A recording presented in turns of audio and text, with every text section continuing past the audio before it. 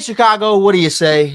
We're back. We're better than ever. I'm excited about this one, man. I had to switch up the intro a little bit because we got an all Chicago sports spectacular. Not the event, but just it's kind of an event. I'm with the one and only Gave Wilkins. Gabe, how you feeling, baby? Feeling good, feeling great, man. It's Friday, weekend on the horizon. Let's get into it, man. Mm-hmm. Got a lot to discuss.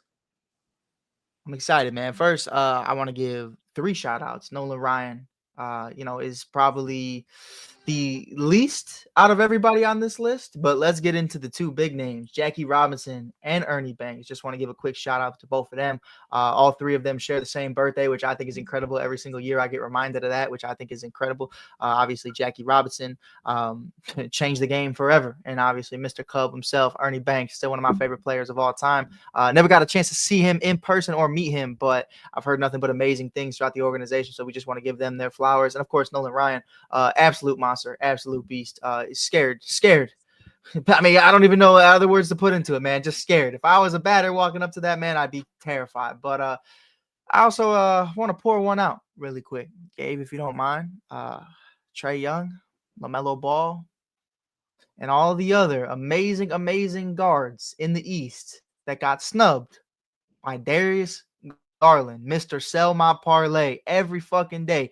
Three things that are true: death, taxes, and Darius Garland on the under. That man will miss a wide open three if your life depended on it. I'll tell you what. But Gabe, before we get into Chicago sports, man, NBA All-Star game, I kind of want to pick your brain on something really quickly. We have Caitlin Clark saying no to doing the three-point competition in the NBA All-Star game with Klay Thompson, Sabrina Ionescu, Mhm. and Stephen Curry. Her reasoning was she don't want to go to them. She wants them to come to her in the Right. WNBA. How do you feel about that and what that means for the expansion of the WNBA and just trying to bring in a whole new generation of fans for the W? A lot of people are critical on it, but I think it was a really great move. Um, I don't have a problem with her declining it. I understand that she's the face of the WNBA right now, and understandably so. I don't have an issue with it because if she wants her first 3-point competition to be in the state of Indiana, where she's representing Indiana Fever, it makes sense. I don't think it's an indictment on the NBA the way Mm, that some other people do. Like a lot of people say, well, oh, the NBA needs her. I won't go that far. I mm, know All Star Weekend may not be the event and the spectacle that the fans have once become familiarized with it to be. However, if that's what she wants to do, she has every right to do that. I mean, she's getting to it. Like she's in a very fortunate position to where she can decide what she wants to be a part of and what she doesn't. And hopefully, she continues to build off the success that she had her rookie season and goes on to have a great career. I don't take that personally at all. As far yeah. as like the All-Star snubs, it's only 24 spots.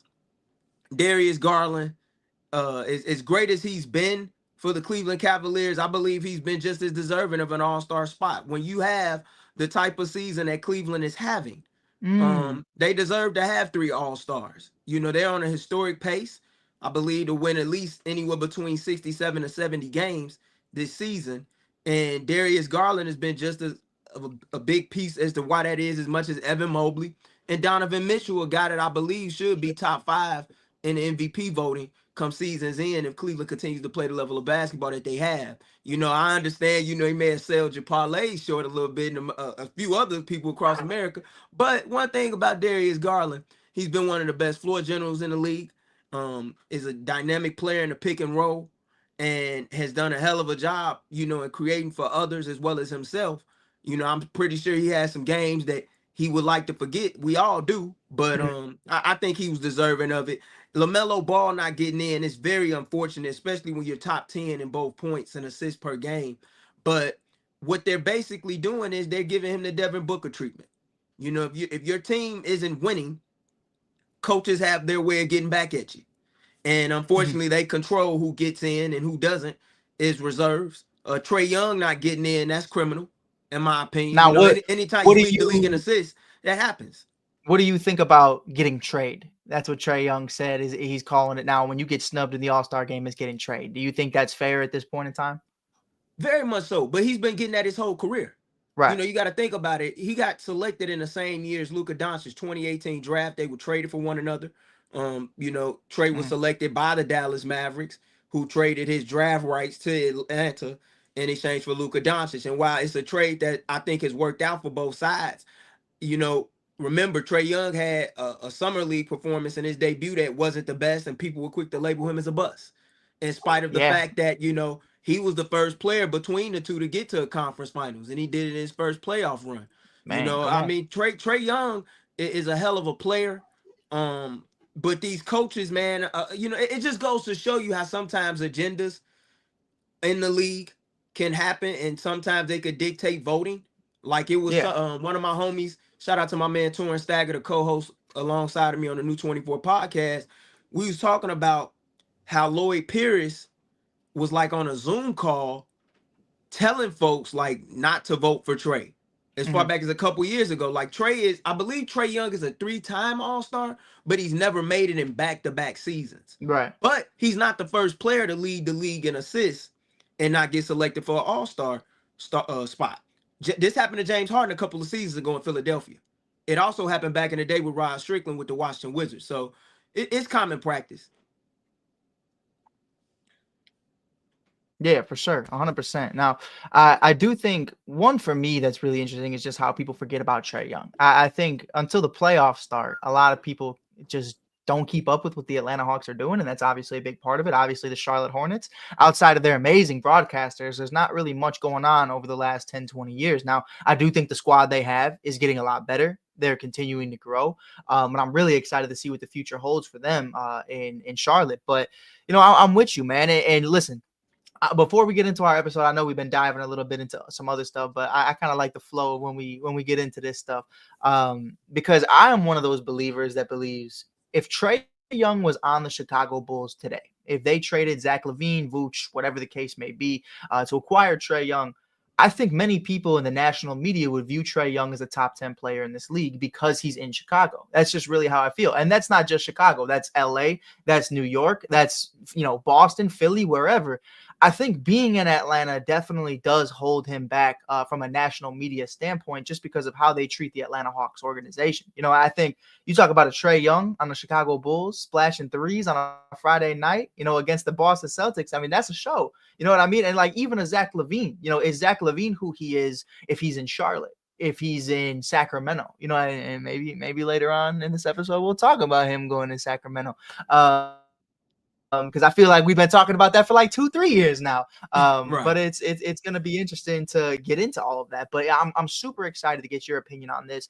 We're going to break down the show today. I'm really excited. So make sure you give us a shot, give us a like if you haven't already. Make sure the State of Gave podcast, also the new podcast Gave has out. Gabe, can you remind me of that name just really Yeah, quickly? the new 24 podcast is me and Torrin Stagger. You can Mm-hmm. catch us every Wednesday. We dropping new episodes throughout the course of the NBA regular season. Hour-long show talking nothing but hoops and everything that's current and up to date across the NBA.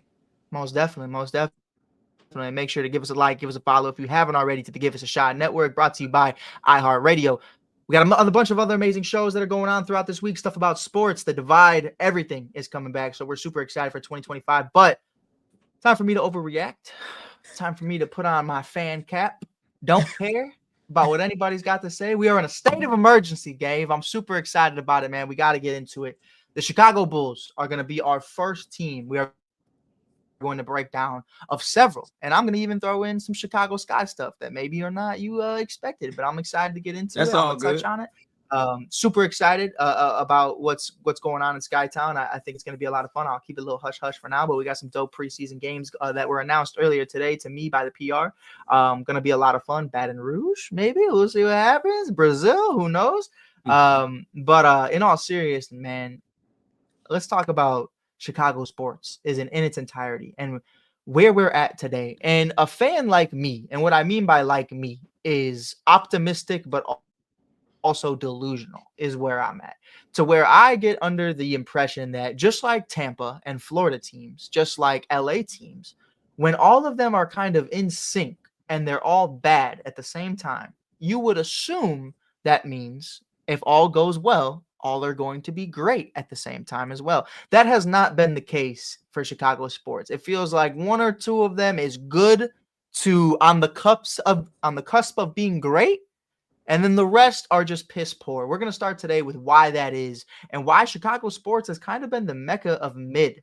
And that's really just the only way I can phrase it. That's the title of this episode. You know, we are in midway right now. That's just what it is. I'm excited about it, man. The Chicago Bulls, who currently on the year have not impressed us whatsoever, currently 20-28 going into Friday night. They have a couple of horrible teams that you could have looked at that they're going to be playing up against soon. But the way they have turned it around, I got my guy James Wade, former general manager and head coach of the Chicago Sky, doing his thing over there in Toronto. They'll be facing off against the Raptors, who, yes, they're rebuilding, but they are putting together one hell of a product. They're acquiring as many draft capital and assets as possible. Really excited to see them continue to get better every single year with Scotty Barnes at the helm.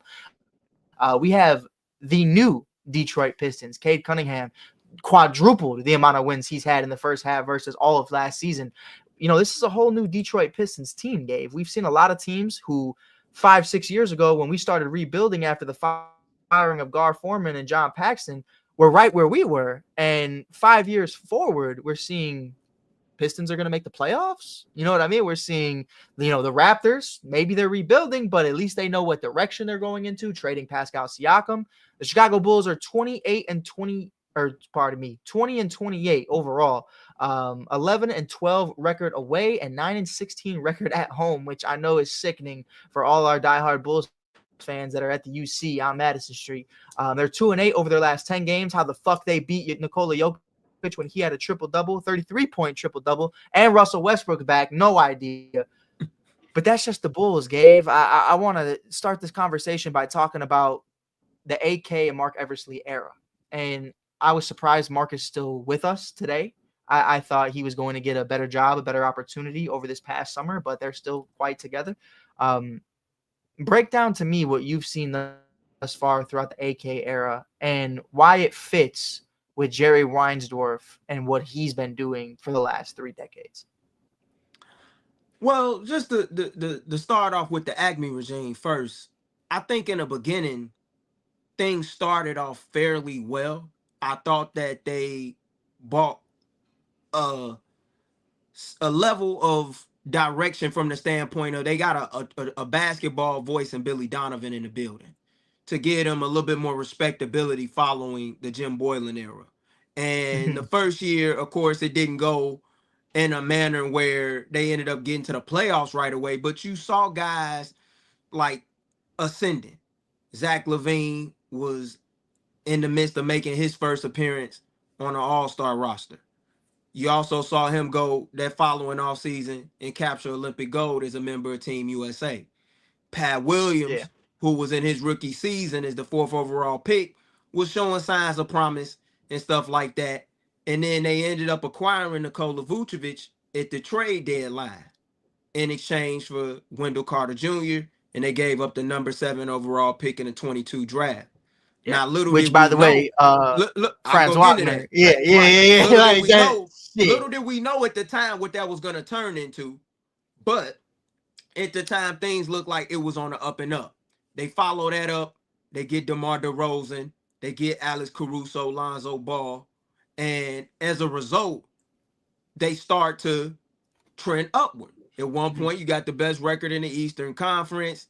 Everything is looking all good. But then as soon as Lonzo Ball gets hurt, things change. The pace falls. Defense Horrible. falls. It's not the same. Even though Caruso did his part to try and keep Right. it up to speed. But all in all, it was a successful season because they managed to get to the playoffs for the first time in 5 years. Take on a Milwaukee Bucks team, you lose in 5 games, you're expecting them to take another step up. But since that point, they've been a play-in team over the last couple of years. And if they stay where they're currently at in the standings, they will be a play-in team for the 3rd consecutive year in a row. I think what AK and Mark have done over their last 5 years is really tough to assess just from the simple standpoint of when they came in seeking to win. But a lot of plans got halted because of injuries to key players. Sure. Even Patrick Williams dealt with some injuries that year. Yeah. Now, I understand everybody wants to be critical of him. And I understand that the decision for when they decided to sign him to a 5-year, $90 million contract was met with a lot of eye rolls and question marks. Yeah. Yet they like the problem I have with the Acme regime, they've never been able to build through the draft because they really have no draft capital. Yeah. In the draft capital that they've had, like I would say out of all the picks they made up until this point, the best pick they made was Ayo Dosunmu, who Sure. was a Yeah. second round pick. You know, the 18th pick that they had back in 2022, they took Dalen Terry Dalen out of Terry. Arizona. Yeah. That pick hasn't really worked out in a manner that I would think Bulls fans would want it to. But can I pick your brain on something really quick? Sure. I am hugely against Patrick Williams. I was hugely against him when we brought him in. I am still to this day. I think a lot of people compared him to be the next Jimmy Butler. Oh, he'll be on the bench for a while, yada yada yada, and then he'll turn into this defensive presence like we saw with Jimmy and Tibbs back in the day. Right. My thing, even Stacey King loves Stacey, but calling him the paw, do you notice he doesn't call him that anymore? Is because he didn't translate to like the claw of Kawhi Leonard. It quickly was taken away, and Stacey's huge on those nicknames. But I'll break it down to you like this. Dalen Terry is a perfect example of where Patrick Williams should have been taken. This is a guy who at Florida State didn't start in a lot of games. I know a lot of fans gave me a lot of crap because I said he came out of Florida the other day. I meant Florida State. Technically speaking, he still did come out of Florida. I just didn't care to throw State on top of it, so I do apologize for that. But in all seriousness, back to the conversation at hand, if Patrick Williams was taken 18th overall, like Dalen Terry, you're looking at it a lot differently. 10 points per game doesn't look bad when you're the 18th overall pick. But when you're taking top 4 and you didn't even start at Florida State, how could we assess Patrick Williams correctly without taking into consideration that he was set up to fail? It's like Mitchell Trubisky taking number 2 overall after 10 starts at UNC? Out of all college schools for football, UNC? Like that, and you got, obviously things happen, but Deshaun, who, and we'll talk about the Bears later, Deshaun, who wins a national championship, isn't good enough. Patrick Mahomes started the majority of his career. You took this kid, and now he's going to be the one that gets all the heat. So for me, what frustrates me the most is the inconsistencies for AK. Like, let me break this one down for you, and we'll talk about Billy in a little bit, but here's what frustrates me. Billy Donovan won't start Modest Buzelis over Patrick Williams, and he won't start him over Ayo Dosunmu. The other day when Pat got benched, we still had Ayo at the 3. And for whatever reason, Billy believes that Modest has to be able to be a guy who's willing to learn on the bench. You started Patrick Williams the majority of his rookie season, and he didn't even start in college. At least Modest came out of the G League playing against grown men. There is no reason to me to why Modest shouldn't be starting. And that's not only on AK for being like, yo, you as the front office have to look at your head coach and be like, this kid needs to fucking play. And that to me is where the dysfunction is created. And I want your opinion on it as well with Billy. Billy also has that hand in the front office as well. So I think it's a weird mix of nobody's really listening to anybody. I think they all kind of just sit in a room and share their opinions. Am I wrong on thinking on that? I think a little bit, because the front office controls a lot of who plays and who does not. See, back in the day, the NBA used to be a coaches league. Used to be a coaches league, man. Like nowadays, it's a front office league. Like if I'm the general manager of a team and I hire you as a coach and I tell you I want this player in, I don't give a damn if you want to play the rookie or not. That veteran's gonna play. Yeah. And I think the reason why Matas Buzelis is not getting the amount of minutes that fans want to see him get, as well as some within the media, is due to the fact that this Bulls team is trying to really stretch out what they can out of this era in which they're trying to still compete and get a playoff spot. Mm. And even though that may not be what fans want to hear and what folks in the local media want to hear, they know it's the case. Now, when you talk about Patrick Williams, I understand where he's selected does determine the way in which he is viewed, not only nationally, but also locally from the fans and the media alike. However, there have been players selected in the top 5 of the draft that did not necessarily start in college, and they ended up having great careers. One of them is actually Russell Westbrook. Another thing you got to keep in mind, the year Patrick Williams was drafted, it was 2020. right? That was the Yep. year of COVID-19. That was the year of the pandemic. You didn't really have a chance to truly get to know these players that you were scouting because everything was geared solely towards Zoom interviews and workouts that you saw. Mm-hmm. You didn't really get a chance to put your hand on a guy or necessarily have a one-on-one face-to-face interview and get to vet these dudes out. Now, Or even a James Wiseman who said, "Hey, I ain't even playing the last year." Like he wasn't even going for that. well, you know, he had a lot of NCAA violations and situations that was going Sure. on in Memphis between him and his head coach, Penny Hardaway, who coached him in high school at Memphis East, where he was, you know, one of the top players in the country. It was a top 100 prospect, actually top 5 prospect, might add. But, you know, Mm-hmm. when you talk about Patrick Williams, I think he's an indictment, if anything, on the Bulls player development. Because Yeah. I want you to ask yourself this as a fan, Mike. Mm-hmm. Outside of Jimmy Butler, who I don't even really give the Bulls credit for developing as much as I do Chris Johnson and his people out in Houston, Texas, Sure. outside of Jimmy Butler and Kobe White, who has this front office really helped develop? Well, And I'll when can you I'll honestly say outside of 2011 is the mhm. last time the Bulls have actually put together a solid draft? Yeah, I'll do you one better, and I'll completely agree. I'll say just Jimmy Butler. Is my audio coming in okay? I just wanted to make sure. I thought I It's glitched for a fading in second. and out, yeah. Cool. Okay, my bad, my bad. It's raining in the Shy, baby. Gabe's down south. I'm up north. You know, we got a little connection issue. It's an Xfinity, brother. But no, in all seriousness, man, I'm taking Kobe White off that list. Kobe is who exactly I thought he was. I'm surprised Kobe survived because when Jim Boylan tried to put Kobe White through was insane to me. And going from the number 7 overall pick, starting point guard at UNC, to be trying to be molded into a shooting guard when he's not a two-way guard. I mean, man, come on, bro. Let's be so real. He is not two-way whatsoever. And we were trying to make Kobe White into this defensive juggernaut alongside Zach LaVine and Lonzo Ball. It wasn't going, bro. And now you're starting to see Kobe flourish a little more just because he's in the right position. Like, I wouldn't even say they knew what they were doing with Kobe White when they first brought him in. And the inconsistencies of Kobe White still as a scorer, I think, is one of his biggest critiques. I think Kobe White has all-star capability. I think he should have been the most improved player of 2024. That's just my personal opinion. What we saw go from 9 points per game to 19 points per game, shooting damn near 45% from 3 in the month of December and January was insanely impressive I from remember. 23 and 24. Man, remember it all started with that Bucks game too. I was there, and man, Mhm. no Zach. No, Zach just requested a trade. That was the rumor going around town. Caruso and Kobe said, "Fuck all that noise. Fuck Dame time. Fuck Giannis. Fuck them all." Like, we went crazy, and then we won like 10 straight or something, and it was beautiful.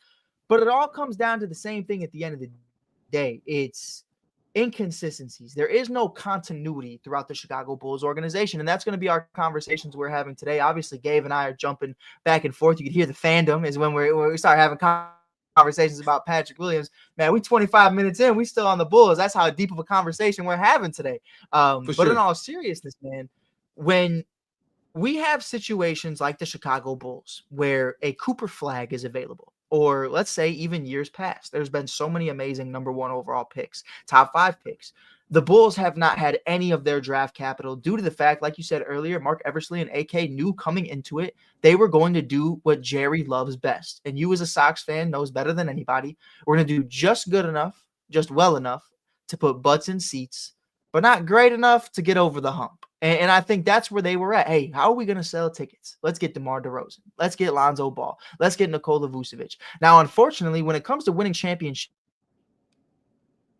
in the NBA, for the most part, it comes through the draft, like you said. And that was one of my biggest flaws with the AK era is I feel like they don't value the importance of homegrown talent. And that's where this team is always going to lack. That's why this team is never going to have that success until they make that change. But Gabe, this is where this next question pivots to you. Is it too late to make that move at the trade deadline? Because you're in a situation now, the Bulls are 20 and 28. Let's say the rest of the year, Modest Buzelis is starting, and you traded away Lonzo, let's say Levine. I'm going to say Giddey stays and Vooch is out.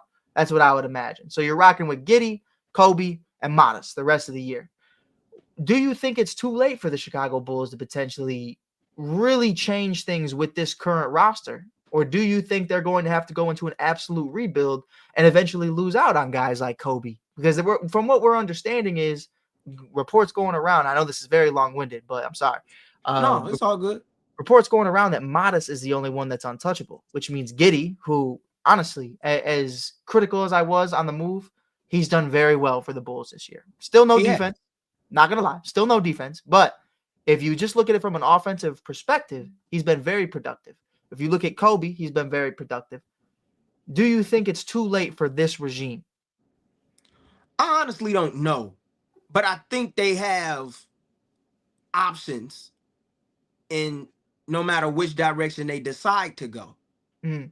For instance, if they want, they can trade Zach LaVine. However, if you trade Zach LaVine, you can't trade Zach LaVine for pennies on a dollar, especially after the month in which he put together over the course of January, where at one point in time he was leading the league in scoring and he was shooting over 50% from the field. He had a stretch where I believe he had 5 or 6 games in a row where he had dropped 30 points or more and really had this team looking like they could possibly sneak into the top 6 in the East. However, as of recent times, they've lost 8 out their last 10 and stuff like that. It's you have to think about it, but you don't just trade Zach LaVine for pennies on a dollar. I think it makes sense if you want to trade Kobe White to do so, because it doesn't make any sense on talking with him about a potential extension when you don't necessarily know what the long-term goal or vision is for your franchise. Same applies to Ayo Dosunmu as well as Nikola Vucevic, who's an aging center. And we know with big men, once they get past the age of 30, clock is ticking. And you might want to get as much as you can for him right now, especially while he's still playing at a high level and putting up 20 and hauling down close to 10 rebounds a game. But even if you trade away certain guys, I think it's certain guys you can keep. Do I look at Zach LaVine as a number one option on a championship contending team? No, I don't. But do I think he could be a number 3 option on a team that's trying to contend for a championship, if not a solid playoff team? Yes, I do. The Bulls currently, as we're talking about this, they have a 4.5% chance of acquiring the number 1 overall pick. They have to ask themselves, what is it that they want? And I know everybody's dream is Cooper Flagg. However, this 2025 draft class is actually a very pretty good draft class. You have guys like Ace Bailey and Dylan Harper at Rutgers that you could possibly get if you land a top 5 pick. You have a guy at Baylor University right now by the name of VJ Edgecombe from the Bahamas, who's one of the top players and is lighting up the Big 12.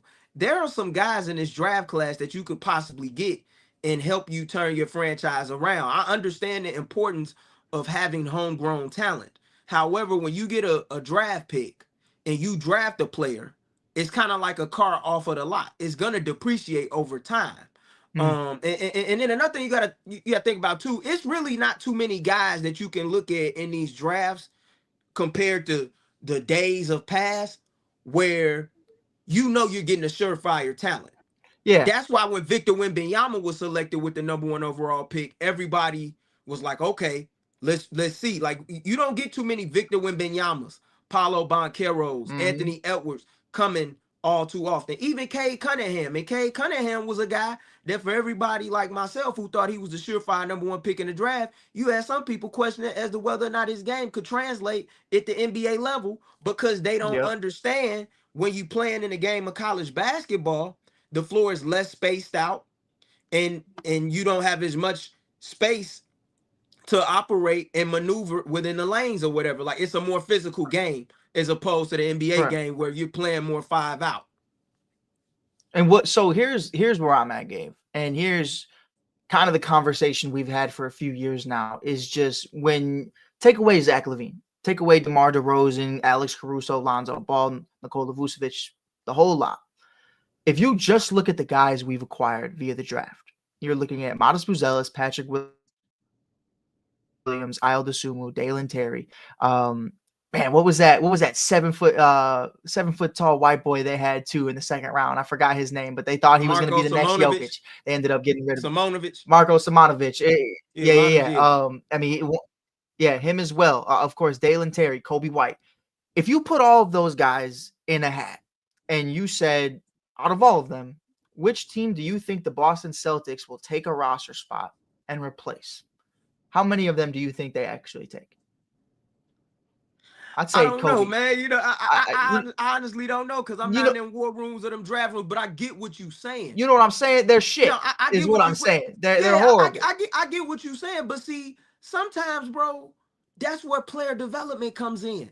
No, See, me, 100%. I'm from the line of thinking when you draft a player, every player has a strength, every player has a list of weaknesses.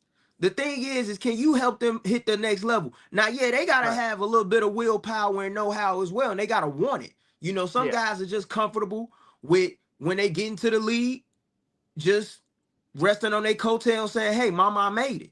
Some other Hmm. guys are like, well, you know, Hey, I gotta show and and prove. as somebody who tried to make it to that point, obviously not in hoops, but just playing baseball I as feel you. long as I did, yeah, man, sometimes that's all that matters. If that's all that matters to you, then I'm not judging it whatsoever. You know what I mean? Like, hey, Right. man, even if I made it to the show, even if I got drafted 31st round of the Oakland A's, hey, man, at least we got drafted. Like, hey, and you and I had a conversation the other day with our boy. I'm not gonna, drop no news on that, but you know exactly what I'm talking about. Right. Just getting looked at by certain individuals is such an honor in itself.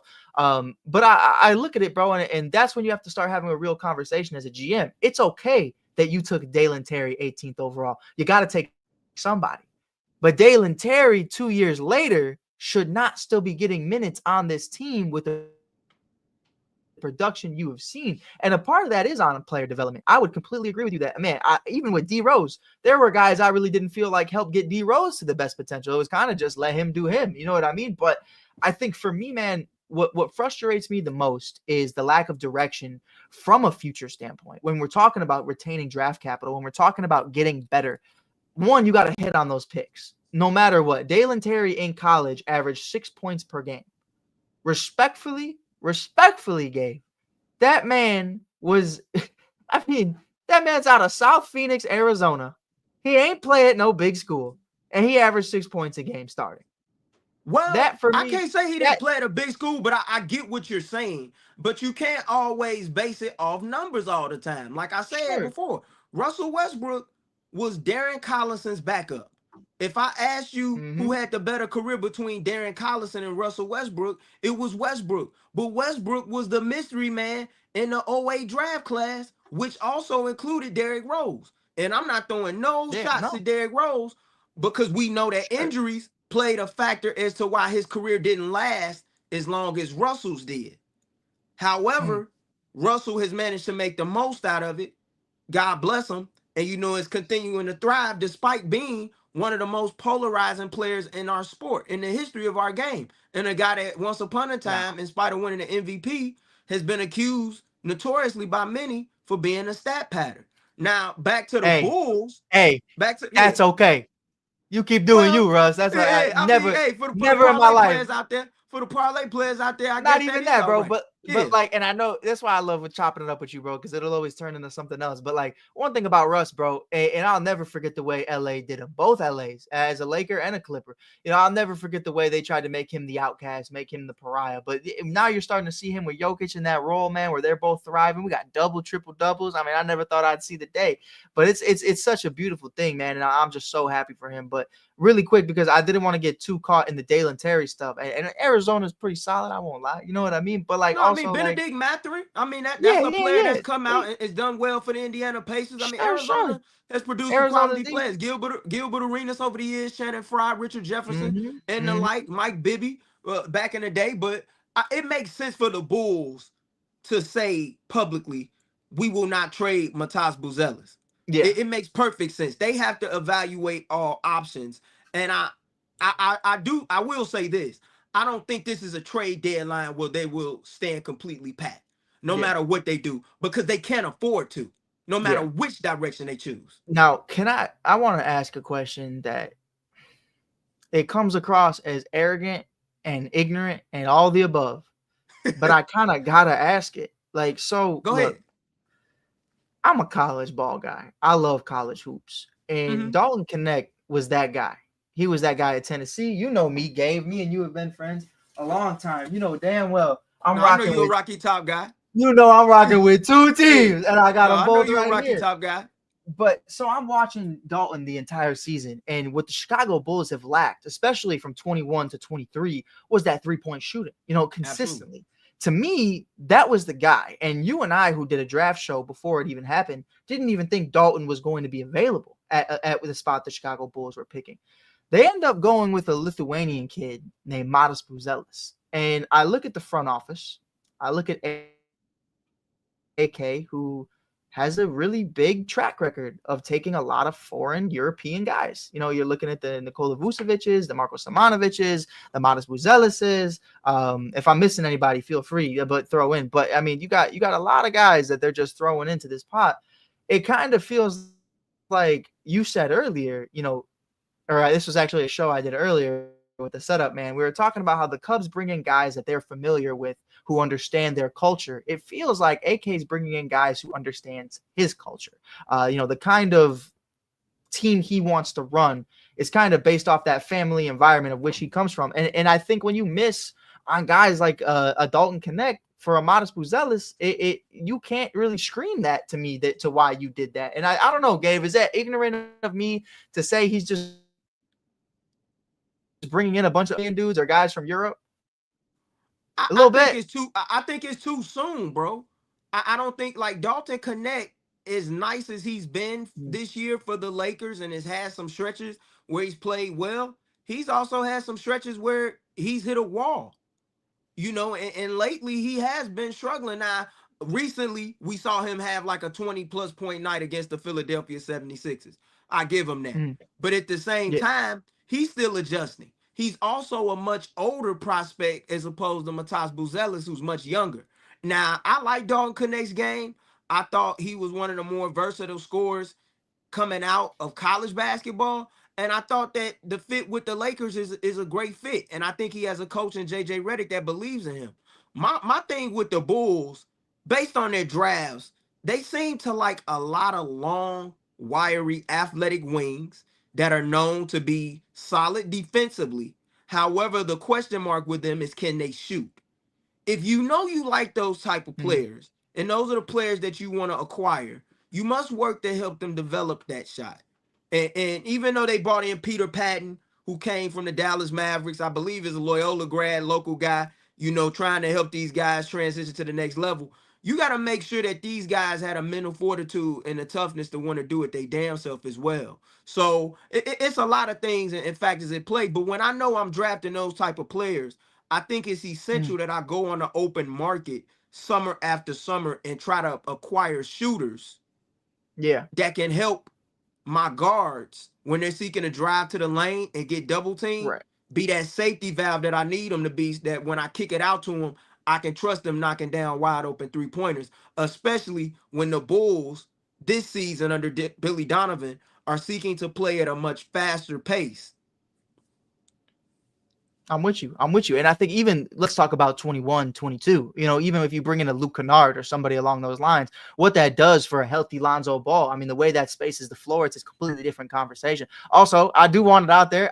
Listen, that's just how I feel. I just see a lot of Lithuanian dudes out there. I do. If anybody took offense to that, I'm sorry. I'm just saying, like, there's a bunch of dudes that I think we pass up on all the time. And I have no reason to believe any of what I just said, but other than the fact that that's just what I'm seeing. And that's just a question, Right. as fans, you're just like, man, what's to make of this? Like, why are we taking these guys where we're taking them? And it doesn't make any sense to me. But we didn't take Denny Avdija, so I guess that does kind of squash that one right there. But no, man, in all seriousness, man, to get back on pace, I think for me, my big struggle right now, like we mentioned, watching teams like the Boston Celtics, watching teams like the Minnesota Timberwolves prior to trading Cat, kind of going through the farm. Like, hey, this is our draft capital. We are going to get stars and we are going to develop them the best way possible.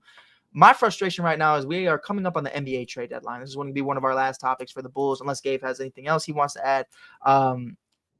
We have a situation right now brewing. It's not certain, but it's definitely a possibility.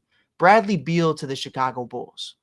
That's a conversation to me where you're getting more quantity for less quality.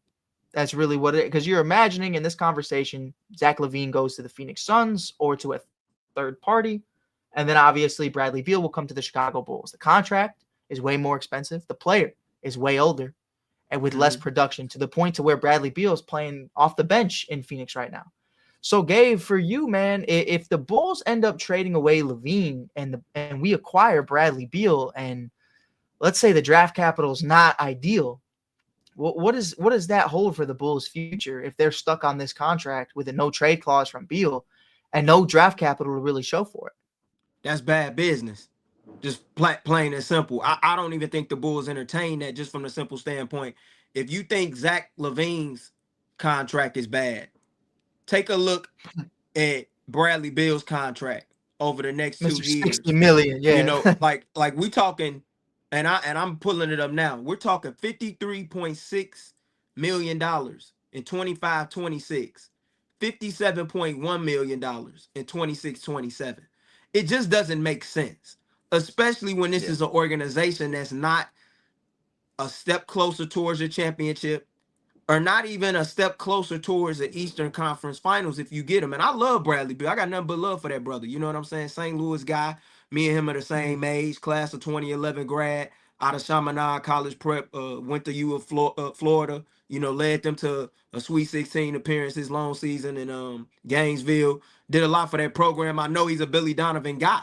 However, I Yeah. just I don't see that move as a viable move. I think if the Bulls wanted to have gotten Zach LaVine out of here, they could have made a deal with Denver, taking Michael Porter Jr. and Zeke Nnaji back. However, they didn't want to do that. I don't think if you're trading away Zach LaVine, you're trading him away from the standpoint of you want to clear up cap space, and also not only clear up cap space, but get a quality player back in return with hopefully a little bit of draft capital, because you don't own your first round pick outright until 2028. So Mhm. for all the Bulls fans that out there that are so hell bent on draft picks, I just want you to know this.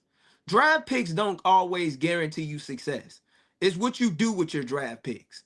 Can you hit on your draft picks? Because if you don't, it doesn't really mean a damn thing. It doesn't matter where a player is selected. I don't care if he's a fourth overall pick or the 18th overall pick. The reigning MVP of this league in the NBA right now happened to be a second round draft pick. And when he was drafted, they showed a Taco Bell commercial. They didn't even have his photo up. His name is Nikola Jokic of the Denver Nuggets. If you don't believe me, this shit is widely documented. You can go on Twitter and find it out for yourself. That's exactly what they showed when he was drafted. So 100%. don't get caught up in all of that. Yes, is it key to have homegrown talent? Yes, there is. It's very key, especially for a Bulls organization that's not willing to go over the luxury tax. However, if I'm a Bulls fan and I'm looking at it from their standpoint, I'm just praying that we could get a pick that lands within the top 5 or 10, because your pick is top 10 protected for this year. And going into this summer with a plan for the 25-26 season in which your pick is top 8 protected, should San Antonio not get it, which they wouldn't get it if it fell inside of the top 10 for 2025. So, but getting back to the Bill situation, that doesn't make sense. I'm gonna trade a guy that I currently have for less to get another player back that plays his position that's much older, and I have to pay him more money? No. So we got a couple more Bulls topics, and one of them does involve a former Bull that we mentioned earlier today. Anywhere but Memphis, Jimmy G buckets. Could you see a situation in turn where, maybe AK hits up Pat Riley and says, "Listen, we'll take Jimmy Butler on a 1-year deal. We'll maybe the Bulls go on a little magical run like Jimmy loves to do, and Zach LaVine will be the future of the Miami Heat." Do you see that being a possibility? Because you do get a star in return in Zach LaVine, but Pat Riley seems to be hell bent on draft capital and getting a star player in return. And I don't see the Chicago Bulls doing that for a Jimmy Butler who's already left this organization once.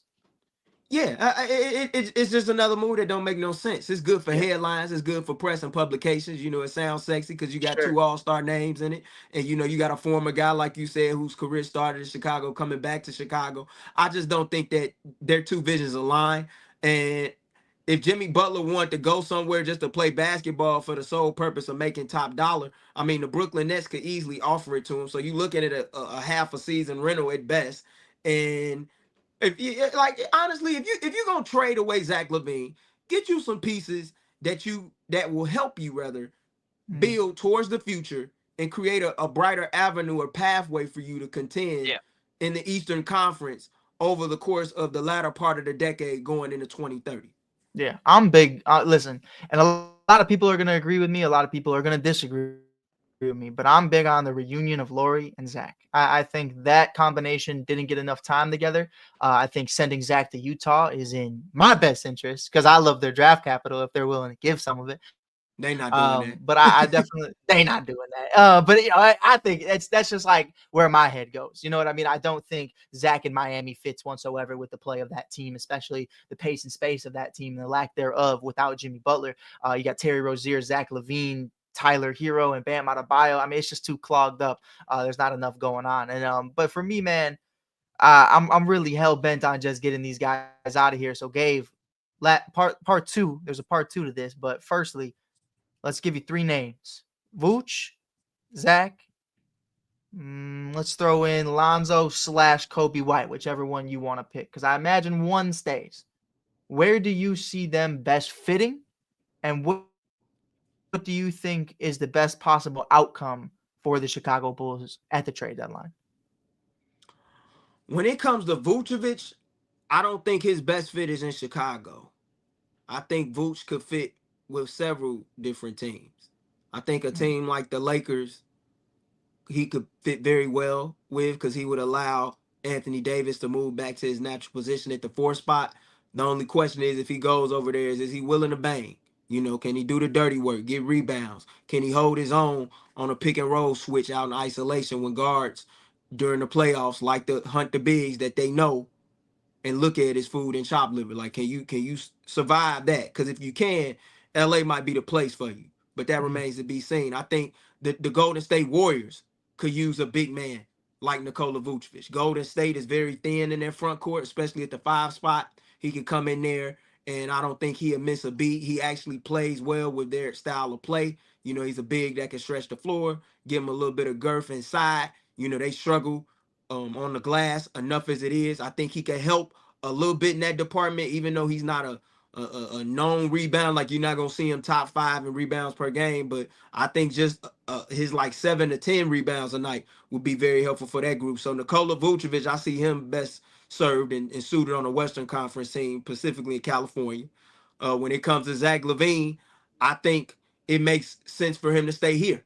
And so, you know, he wants to be mhm, here. And I think what you do if you're the Bulls, if you can't find a offer that is worth your while, that comes with a talented young player with some draft capital, you don't trade Zach LaVine right now. You ride it out with him and you revisit it in the summer with him and his representatives being Rich Paul at Clutch Sports. As far as it pertains to Lonzo Ball, I think Lonzo Ball could fit on any given contender because of the standpoint of he's one of the best perimeter defenders in the league and he can hit wide open corner threes when you need him to. He does play his role on or off the ball. I think it's several teams that could use Alonzo Ball. I look at a team like a Detroit yeah, Pistons right now that's fighting for a playoff spot. They could use him. The Milwaukee Bucks could use him. The Los Angeles Lakers could use him. As for Kobe White right now I know has been nursing an injury, so that could impact his value. I think sure. it could more than likely keep him here. But Dante Which that's DiVincenzo has been fine. out. That's fine to Yeah, me. right. Yeah. Yeah. I mean, well, he's on a reasonable deal too. But Dante DiVincenzo has been ruled out the last few weeks for the Minnesota Timberwolves. They got an aging Mike Conley back in the starting lineup after moving him to the bench and placing DiVincenzo in the starting lineup. Right. Even though Rob Dillingham is showing improving and getting some good minutes and making the most out of his opportunities, Yeah. Kobe White could be a piece that they look at as depth insurance to have at the guard spot and look as they seek to move Mhm. on eventually down the road from Mike Conley. So that could be a nice destination for him if they wanted to You know how trade him. sick I would be, Gabe? You know how sick I would be watching them? Oh man, Ant-Man and Kobe White subs. Kobe would go from Kobe to sub-zero in a matter of seconds, man. It would be the dopest thing to see him out there, man, hooping, playing meaningful basketball. But I'm with you, and you hit on a point that I think is just really important. And I can't believe we've spent an hour on Bulls and basketball, but that's what happens with the state of Gave, man. Gave really gets that hooping side out of me. But we talk about the Patrick Williams contract being horrible, but that's really what the Kobe White contract was, and it's really just banking on his development. Kobe's contract, I mean, if I'm not mistaken, it's around the same salary. It's actually a great deal looking back at it 2 years later. Kobe White for $90 million or so is a steal. The only reason we say that today is because of the season he had in 24 and what he's shown us at times now. So yeah, I definitely do agree with you though in that sense where, AK has definitely done a great job of trying to get the bang for his buck and trying to get guys sooner rather than later. That's really where I'm at with that. Did you have anything to add to that? Kobe actually got 3 for 36. Three for When he 36, and signed, that's so he was making 12 million a year. It's a big So even but the reason why it was frowned on, because they felt like the numbers didn't add. And this Chicago, like a blue collar city. Anybody coming in here with some money and it got 7 figures over or better, they gonna complain about it anyway, unless if you really balling like that. But I mean, I don't have no, I don't, you know what I mean though, bro? Coach. Like, oh, not at all. I love Kobe, and I think like giving him that deal is such a good deal for me, and it's like one of those things where I think at the end of the day, man, you have to look at it as a Bulls fan and question what the future holds. Now, I'll tell you this, Gabe. We are sitting here today on the last day of January. If the Chicago Bulls in the next 5 days end up with 2 or 3 first-round picks acquired over the next 2 years, I think it's a successful season, and that's through Zach LaVine, that's through Lonzo Ball, that's through Nikola Vucevic, Kobe White, Ayo Dosunmu, whatever you have to do to acquire that draft capital, it's a success. And you mentioned earlier that draft capital doesn't guarantee you a championship. Not every time are you going to get Jaylen Brown and Jason Tatum or do what OKC is doing, but you could do it in a sense of, like OKC, acquire as many picks as possible, and there's a more likely chance that one of them is going to turn into a superstar. And that's really what it comes down to for me is I cannot go into this offseason, which, like we mentioned, most likely a top 10 protected pick, and bank that AK is going to draft the right guy. Even if we get number 4 overall, we've seen, there's the Tyrese Halliburton's on the board, the Tyrese Maxey's on the board, and you might end up with a Patrick Williams. And that's just what it is. And that's not, sometimes it's hindsight is 2020. Nobody knew who Tyrese Maxey or Tyrese Halliburton were going to be. Otherwise, they'd be top 5 picks. You know what I mean? Like, that's the truth. And that's why they were taking where they were taking. I was confident in Tyrese Maxey. Sure. But you know what I mean? But I want to say this though too for your audience, man. Even as somebody that takes pride in studying the game and scouting guys across all levels of sports, even the best get it wrong from time to time. Sure. Shit, Sam Presti took Perry Jones out of Baylor. And that was a guy I liked. It didn't work out, but you still know Sam Presti for the hits that he made. James Harden, Kevin Durant, Russell Westbrook, Jalen Williams, who he got in the middle of the first round, Chet Holmgren, and then not to mention the trade that he pulled off that actually was the reason why he was able to net so many picks when he gave away Paul George to the Los Angeles Clippers in exchange for Shai Gilgeous-Alexander. Little did we know that Shai Gilgeous-Alexander was going to turn into a perennial all-star, a scoring champion in this league, who is now looking like the best player in this league. And I was about to say, let's call a spade a spade. And I want to say this too. See, we can play hindsight is 2020 all day long because Shai Gilgeous-Alexander was in LA, right, with the Clippers his rookie season. But guess who traded his rights to the Clippers? The Charlotte Hornets. How you think they feel? However, you can't feel all the way too bad because you got a point guard in LaMelo Ball. You got Brandon Miller, who was the number 2 overall pick a couple years later. You got a young big man in Mark Williams. You have a foundation. You just got to stay healthy and see what all culminates and comes together under the new head coach over there in Charles Lee, who I think is doing a good job. So, I mean, Rome wasn't built in one day. You can't always have championship aspirations. You just want to see a team that's competitive.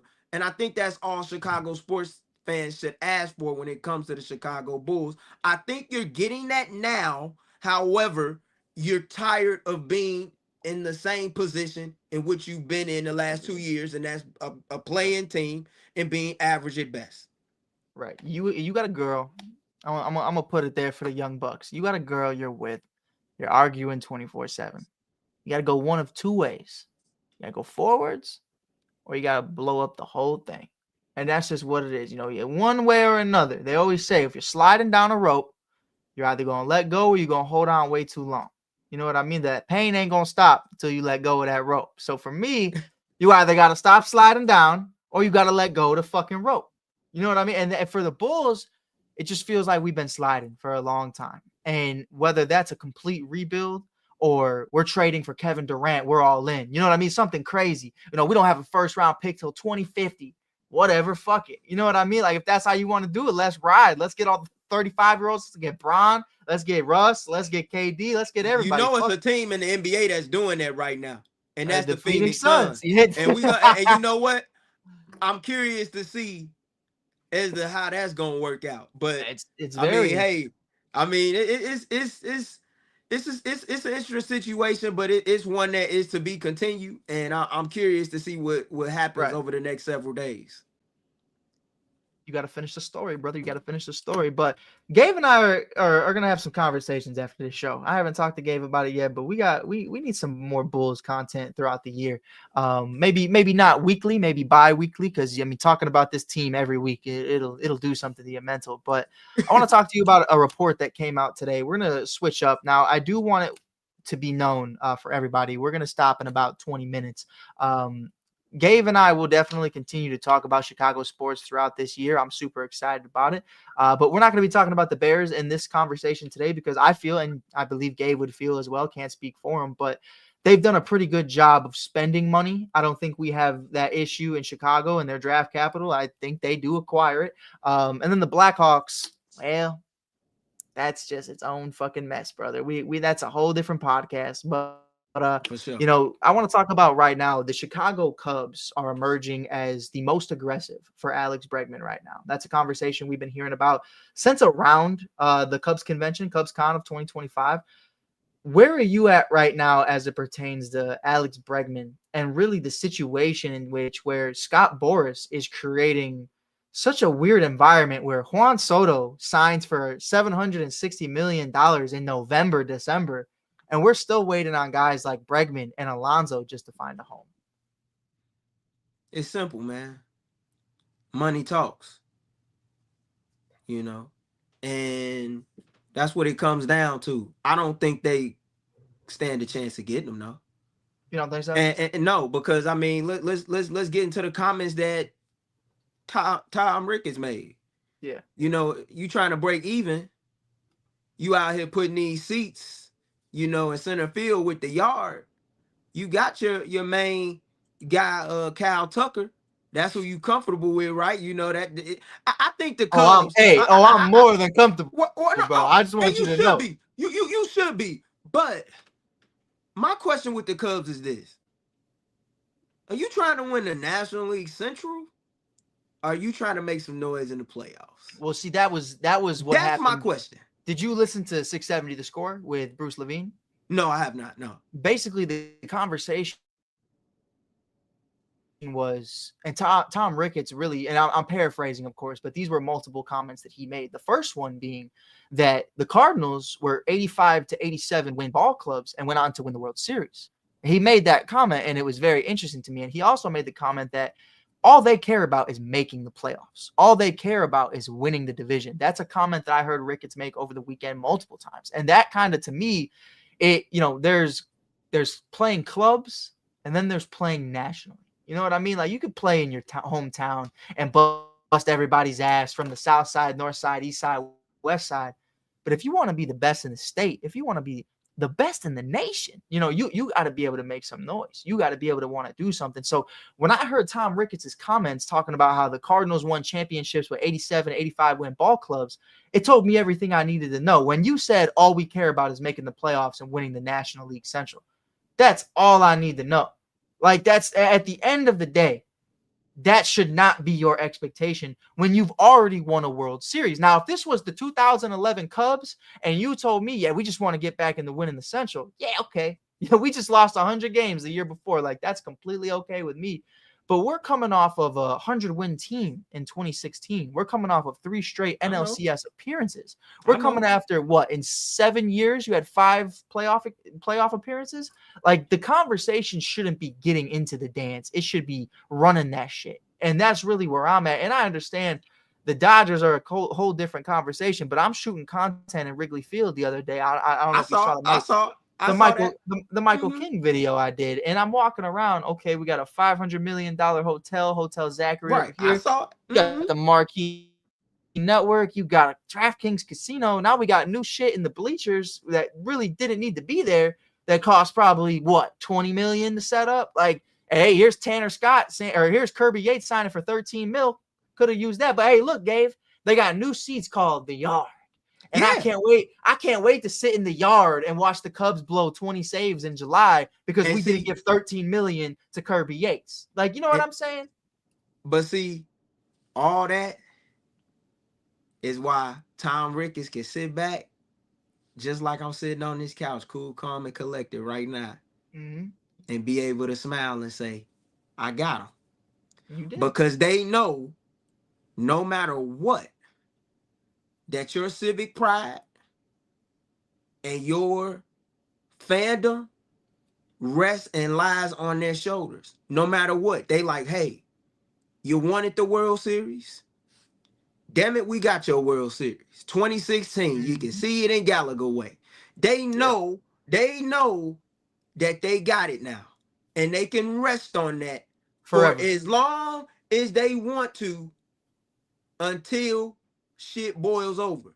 They cool with staying competitive and they cool with taking your money each and every time you go, because every time, as we know, it's gonna be a sellout. And see, my problem is that you want to sit up and say your goal is to break even. I understand everybody got a bottom line. It's business. You know, most folks don't even know this, but the Hunt family who owns the Chiefs once upon a time used to own a stake in the White Sox and the Bulls. So we understand, the spreadsheet at the end of the day is what matters. However, it's funny when you look at New York, you look at LA. A fan could say, I need that guy, I want that guy, and then And eventually they they could get say, that guy. I got that guy. And Yep. shout out to Jason Goff on the Full Go podcast for breaking it down. And it's one of the truest things I've ever heard. Chicago sports fans don't get that luxury. And even though no World Series are truly won in the offseason, rosters are built to win World Series in the offseason and constructed. So, at the Can same I point, can like, I it's crazy. it takes me back to the Bulls conversation. Oh, we almost got Kobe. Oh, we got Carmelo Anthony. Unfortunately, it was for about 35 seconds and he was washed. We got all these big name guys. We got Dwayne Wade. We got Jabari Parker. You didn't like it? You could buy the jersey. Yeah, it's a name. But you didn't get it when it mattered. You know what I mean? Or when you did, like a Jimmy Butler, you ended up losing it. And that's something for me that even in Chicago sports, we talk about the Andrew Benintendis. We talk about all these different players that are coming in. Maybe Max Scherzer's going to the White Sox. That was the rumor going around for like 2 seconds until people realized Max Scherzer is not going to the White Sox. But it's something for me where we do this thing where we have superstars. Nick Castellanos is one of those names where, hey, Nick went crazy. You know what I mean? Nick went crazy, batting what, 300 for the Cubs in that second half of the season after they traded him from the Detroit Tigers. And then we let him go. And the very next year, we're complaining about not having a better offense. And you know what I mean? Like, that was the offense. And I think for me, when I look at this team and I look at this ball club, does the end all be all shape on us getting Alex Bregman? No.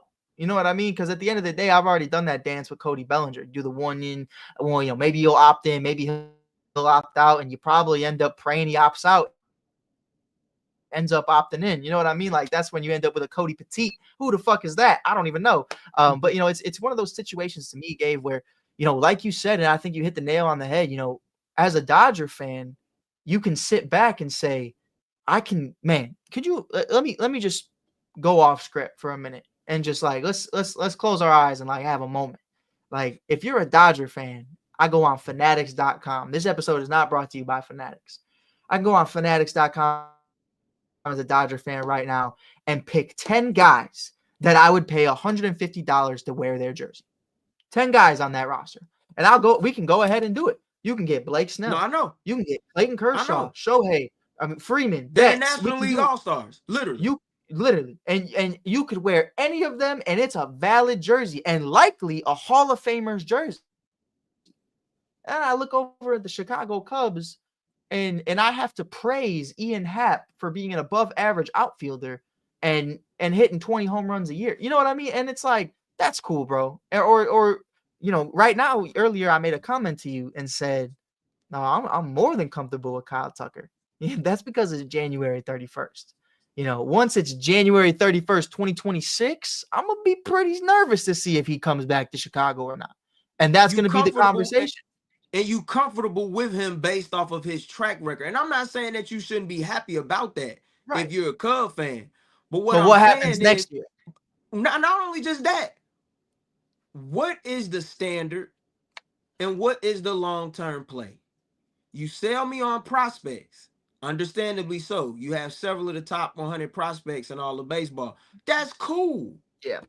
But and even so do the Dodgers. And it worked the last go round. It worked. But you're distracting. You're using that as a way to distract me from the real issue. And the real issue is are you willing to spend money to contend and win? Because when you had a chance to retain the services of the guys that played an integral part of your 2016 run, you didn't do it. Right. Now, you've had back-to-back seasons with 83-win campaigns, barely missing the playoffs, and you're trying to sell me on winning the division, which that could be a cool accomplishment, but I want to win. So, Gabe, I'm gonna play a little game with you. How many All-Stars on this current roster would you say the Dodgers have? If you on the current roster? On the current roster, how many do you think they would have? 9 or 10. Okay, 9 or 10. They could have a whole National League, really. Right. Depending on the year. Let's just say they have 9 or 10 All-Stars on this current team. They have 3 top 10 players, right? Both in pay and both in play. Pay and play. Y'all see what I did there? No, they do. How many top 100 prospects do you think they have right now going into 2025? Do you know what they have? The Dodgers? Mm-hmm. I would say at least 6. They have 8. The Cubs have 7. So what the fuck are we talking about? We have 7 top 100 prospects. Woo! They have fucking 8. And they have all the All-Stars in the league. So at some point, our prospects will come up, but guess what, Gabe? So will theirs. And that's when you start to have a real problem is they're bringing in greatness and producing it. You know what I mean? And one of our prospects, one of our most thought of prospects came from there. We gave them one of our top. I mean, I think Jackson, not to turn into a whole different debate, but what I think Jackson Ferris is going to turn into for the Los Angeles Dodgers is a future Hall of Famer. That's where I'm at today. You could clip that on January 31st, 2025. We can resurface this when he's an all-star in his rookie season. That's how I feel about the kid. But Gabe, I saw the cliff notes that you made for the Cubs, and there was a lot of stuff that I thought, man, we just didn't need to talk about because the fan base already understands what it is. So I'm going to ask you a different question. Yeah. I'm going to ask you a question that I feel like is exactly what it is. Why is Sammy Sosa back in the Chicago Cubs building, Gabe? I think you know the answer to that question as much as I do. Mm-hmm. In a way, is designed to distract you from the problems that you see on the field, or the lack of resources that the team is showing you that they want to put. Now let me ask you another question really quick because I wanted to continue to flow. Why are the Chicago White Sox having a whole month dedicated to the 2005 White Sox? Outside of just it being the 20 years.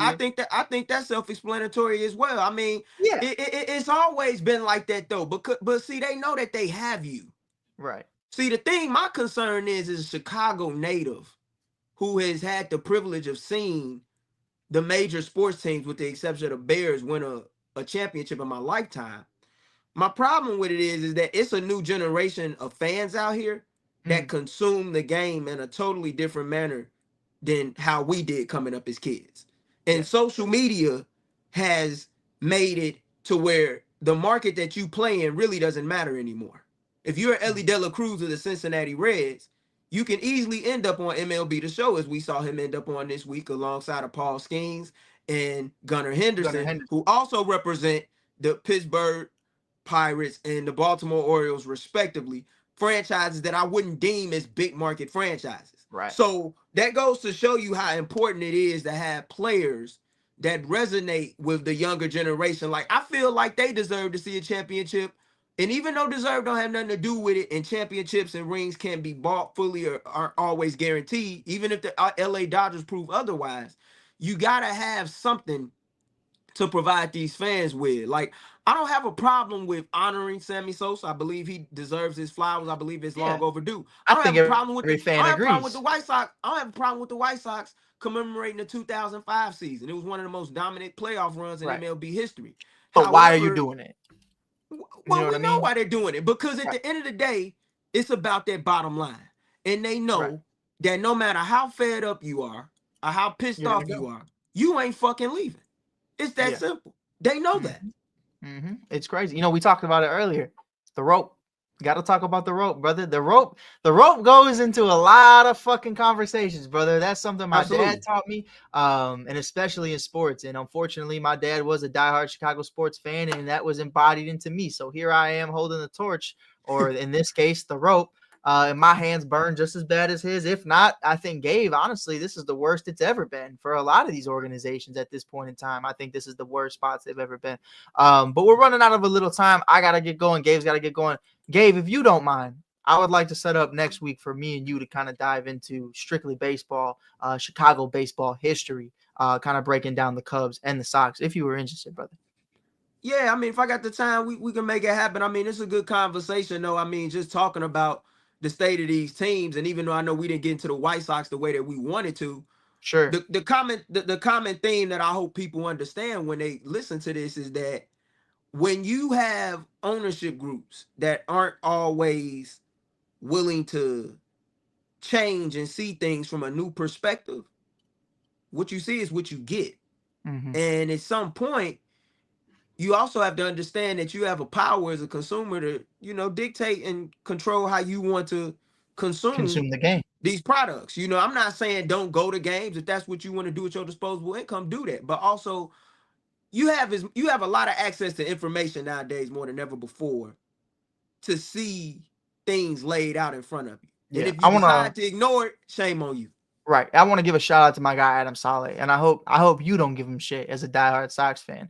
This kid grew up, man. Even in 2016, I'm giving him shit every day because the Cubs are finally here, and then we're talking. We're high school buddies, and he loved the Sox more than anything in the world. Grew up in a household full of Cubs fans, and there was nothing more he loved more than the Chicago White Sox. Don't know why he wanted to be the black sheep of the family, but I give him all power to the world for wanting to do so.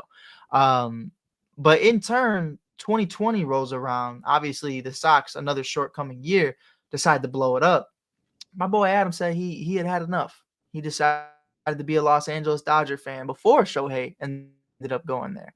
And this year he got to celebrate a championship that, obviously we were about 5 years old for the first one, so we didn't really like understand it like that. I saw Sammy Sosa hit 100 home runs in 2 seasons, but I was also 3 and 4 years old.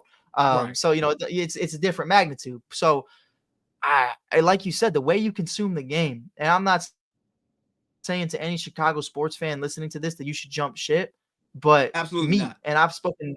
I've spoken to Gave about this several times. I love going to Sox games with Gave, Saul, and Miles because we go to see Corey Seager hit his 200th home run. Now, granted, I missed that because I was in the parking lot waiting for parking.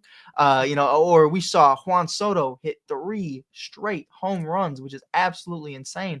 Um, the way you consume it needs to be worth it for you. Don't just go to the game because it's your history. Go to the game because you're genuinely going to have fun. You know what I mean? That's really where I've always been. And Gabe and I, hopefully sometime next week or in the near future, are going to break down Chicago baseball as a whole. I want to talk about the South Side, North Side, the amazing athletes that we've seen come throughout this city more so than any other city. just from these organizations.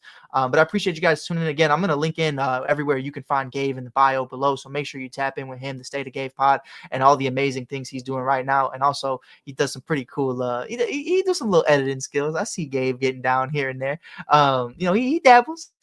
But until then, man, I appreciate y'all tuning in. I do apologize for our hour and 15 on the Chicago Bulls, but it was long overdue. So we'll check you guys out in the next one. Hopefully before the trade deadline, we'll have Gave back on. Till next time, see red, baby.